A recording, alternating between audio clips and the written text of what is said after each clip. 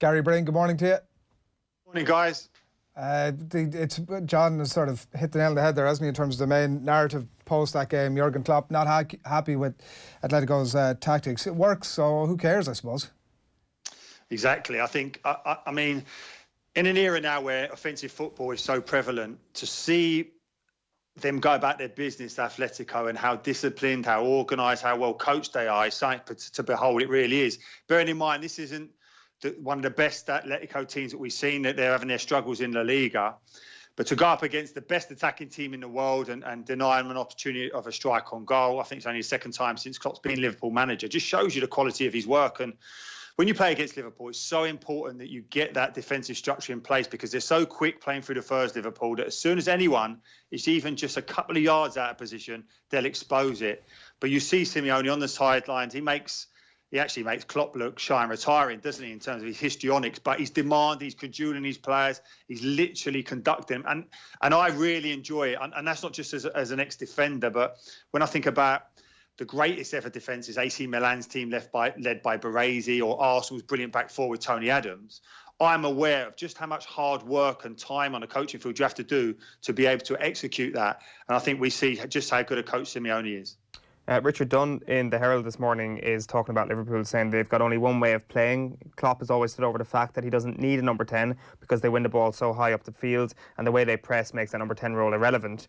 But he says when you come up against a side like Atletico, who are really rigid, you're looking for someone like Philippe Coutinho to open that up, and Liverpool don't have that. So he's obviously not being overly critical on Liverpool. He says just that a minor tweak perhaps should be the consideration of somebody who can drop into that number 10 role. Is that too much of a seismic shift for a game at home, let's not forget, against Atletico? Well, listen, I don't think Liverpool are going to change much in terms of what they do at Anfield. They've got a method that suits them, a template that's been so successful. And I think you add into the fact that Anfield, and it's been so interesting in terms of the fallout of that win, that Liverpool players are saying that the Atletico ones were celebrating as if they'd won the tie. The supporters obviously were in full voice. But it was interesting to hear Klopp and all those Liverpool players saying, OK, let's just see what it's like at Anfield. I can't wait for that game. Yeah, well, what happens with that, Gary? Like, is it... So initially you think, on the basis of what we've just been discussing, like same again from Atletico Madrid, but it's going to invite an onslaught, obviously. Whether that's sustainable for 90 minutes or not, who knows? But what do you expect the next time?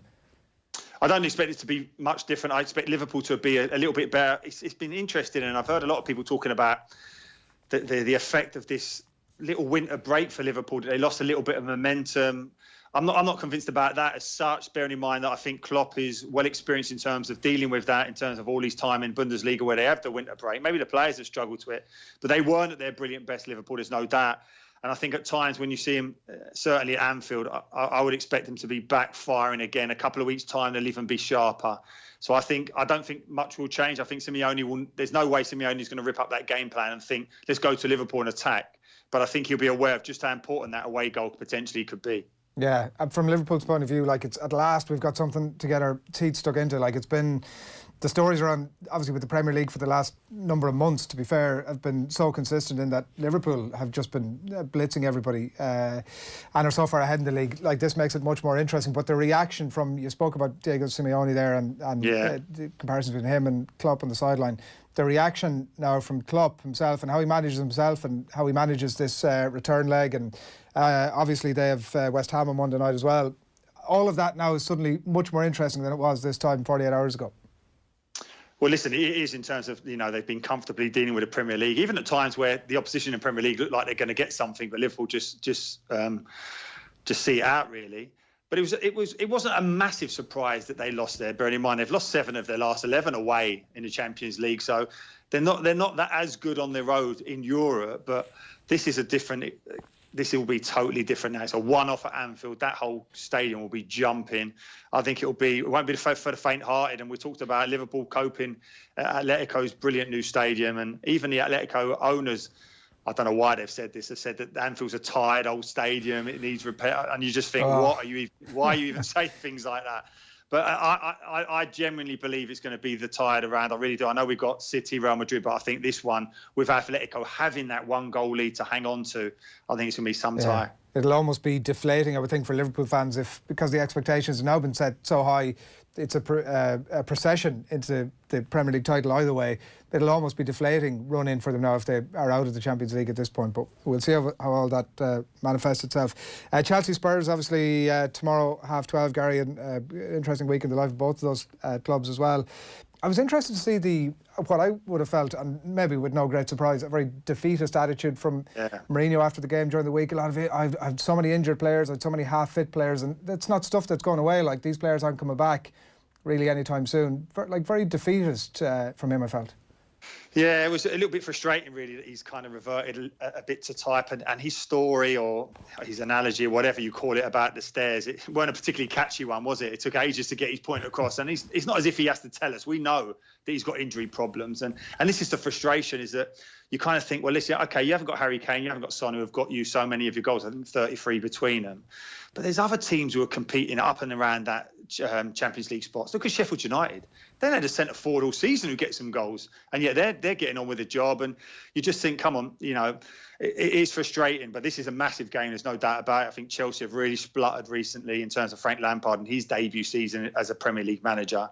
Started well, looked like they were comfortably going to get that fourth spot, but literally the wheels have fallen off, it seems. And I know he's addressed what he feels is the biggest problem in terms of their lack of creativity, signing Ziyech for next season from Ajax. But the biggest problem for Chelsea is that they have got a physical presence in midfield, and their two centre-halves are just not at the standard you normally associate with Chelsea. So as much as they might want to go forward, they look so vulnerable. And I think Mourinho will look at that. He'll be frustrated that he doesn't have Son, Harry Kane to expose it, but I'm sure he'll find a plan. But that is a massive game, because if that's a draw, Sheffield United have an opportunity then to win at home to Brighton, to go fourth in the Premier League with just over 11 games to go. It is an amazing achievement by Chris Wilder. It's incredible. Mourinho will obviously be desperate to win this game tomorrow. One last one on that, and we get very focused on obviously the Irish players that are playing the Premier League, particularly when there's the prospect of a striker of the age of Troy Parrott. But it isn't just us. Chris Waddle had things to say during the week about he felt that actually this is a guy that should have played. Mourinho talks afterwards about it's like going to a gunfight without a bullet. Failing to acknowledge that he did have a bullet if he wanted to put that bullet in the bench, but chooses not to. What's it all about?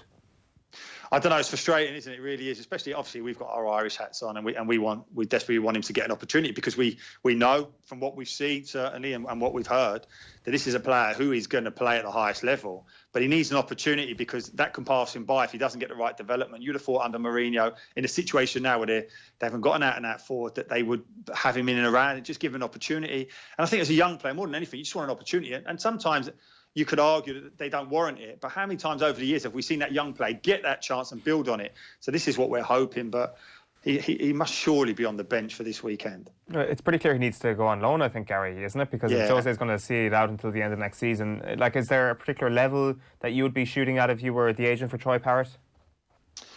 Well, I was asked this question a few weeks back, and you think about certain teams in the Championship. Obviously, I'd said at the time, the likes of Bristol City, in terms of how they've developed young players. Tammy Abraham goes there, gets an opportunity to score regularly, builds his confidence, obviously comes back then to Chelsea. And you think it's maybe one of those type of stepping stones. But I agree with you, and I genuinely believe that young players have to play first-team football. I've said it so often. You have to play with their pressures associated with it, the fact that it's for points, that it matters, not reserve league or any whatever they're calling these youth leagues these days. You just don't get the education you need. And for a player of his ability, bearing in mind what he's shown so far, I think he desperately needs first-team football. It was interesting the other night as well. Everybody saw Dele Alli's reaction to getting subbed off. Jose Mourinho said that was frustration with his own performance rather than any frustration with being substituted at the time.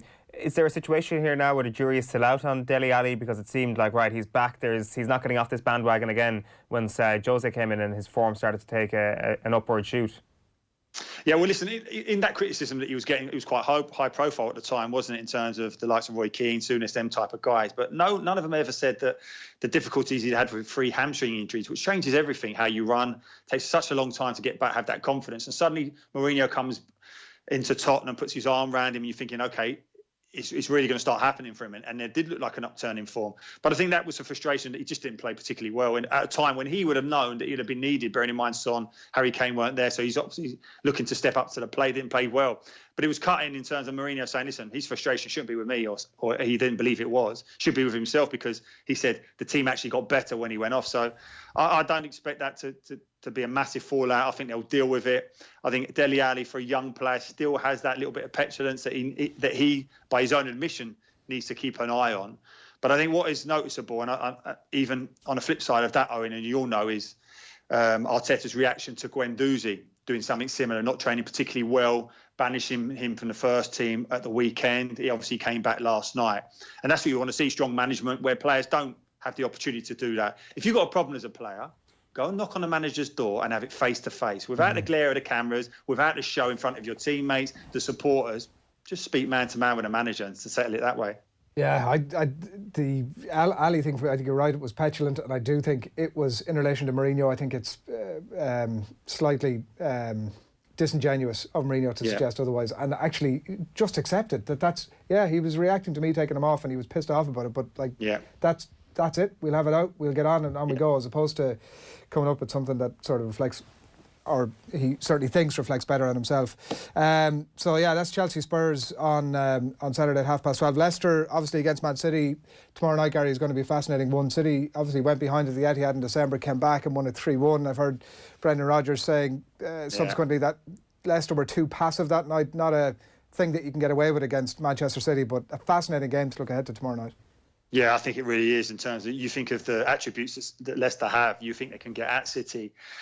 And I'd agree with that. I think they've been passive in a lot of the big games that I'd expect them. Certainly when they went to Old Trafford against Chelsea and against Manchester City and obviously against Liverpool at home, you're thinking, OK, just set your team up in terms of how well you've been playing, play Maddison in that 10 area to really get on the ball, create problems and get that service into Vardy. But sometimes he plays him out wide and changes his game plan a little bit, Brendan Rodgers. So he might well say that his team were passive, but sometimes I think his team selection has been passive, and that is frustrating, because I know you have to adjust accordingly against the very best teams, because they can cut you open in a blink of an eye.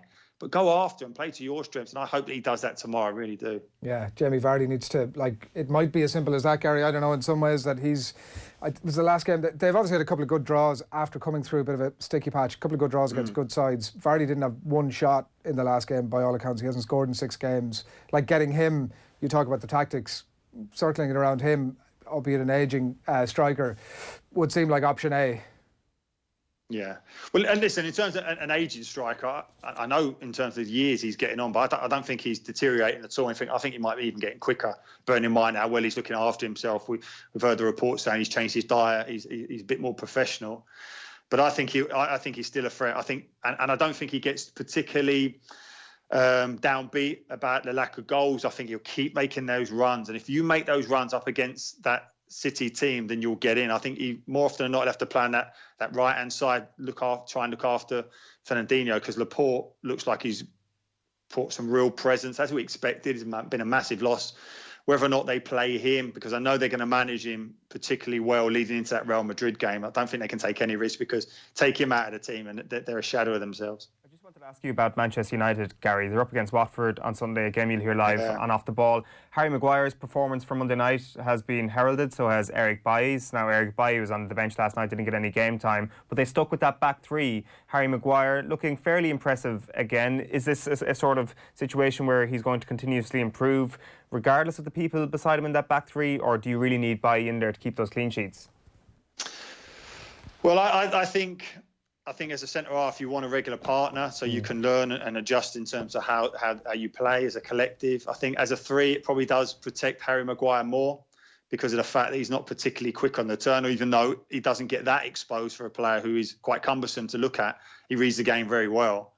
But you're right, even in terms of that Chelsea game, I mean, how he's not sent off there is beyond me, but he's a key player, there's no doubt. Bailly comes back, gives you a bit more athleticism, certainly gives you physical presence that Lindelof doesn't have. And if you're thinking about going up against Watford and whoever it is, possibly be Troy Deeney again, Lindelof gets bullied so easily against those type of centre-forwards. I mean, I was commentating on that game where Watford beat Manchester United, and it was everything bad about Manchester United that day, that they just didn't look like they could break you down, was soft. I mean, De Gea gives away a ridiculous goal.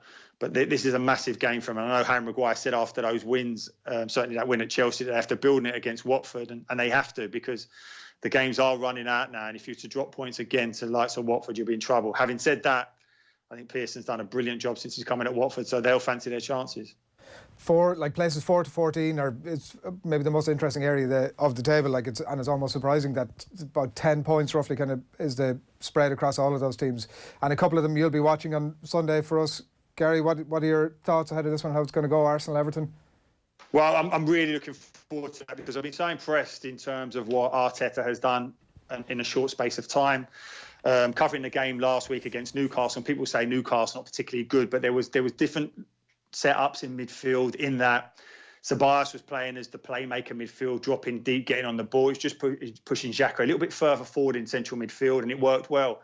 Ceballos on that right-hand side then gave Mustafi an easy pass because you don't want him on the ball because he gives it away too often. So just give him a simple pass into midfield. But the fact that Xhaka pushed a bit more advanced on that left-hand side of centre midfield created space for David Luiz to step in and make passes. So the distance between your best players your ball-playing players certainly, Luiz, Ceballos, Xhaka, meant that Ozil got regular ball at 10, regular ball at 10, which meant he could get on a half turn and serve the likes of Aubameyang. So it does look good. There's a vulnerability out of possession. That's going to take a long time to address. In effect, I don't think that group of players can address it, but he's working brilliantly with what he's got so far, Arteta. But one of the real standouts has been Saka at left back, the young 18-year-old. He's been so impressive. Was against Newcastle, created the goal last night again. That's 9 assists for an 18-year-old from left back, who's not actually a left back. So that bodes well. Big future for him. The biggest frustration, certainly, the biggest concern would be that he's only got 18 months left of his contract and he hasn't signed it. I think the bigger clubs will be looking for him. Yeah. The only smile we got out of Owen all morning, Gary. Yeah, well, listen, it's a long way back for Arsenal. It's a long road to redemption. It really is. But we've got a manager now who's got respect of the players and certainly got respect of the supporters in a way that Emery, for all his brilliant CV, in comparison to a rookie boss, didn't really have. And that bodes well for Arsenal. It seems that they're on the right path, but it's a long way to go, and it needs a massive overhaul of that squad. Gary, we'll talk to you on Sunday. Thanks a million. Thanks, guys. Good luck. Cheers. Thanks a lot, Gary Breen on duty for us for one of our 2 live Premier League games on Off the Ball on Sunday. That's Arsenal against Everton, and then we'll have Manchester United against Watford as well. That's Off the Ball live on Sunday from 1 o'clock right through until 7.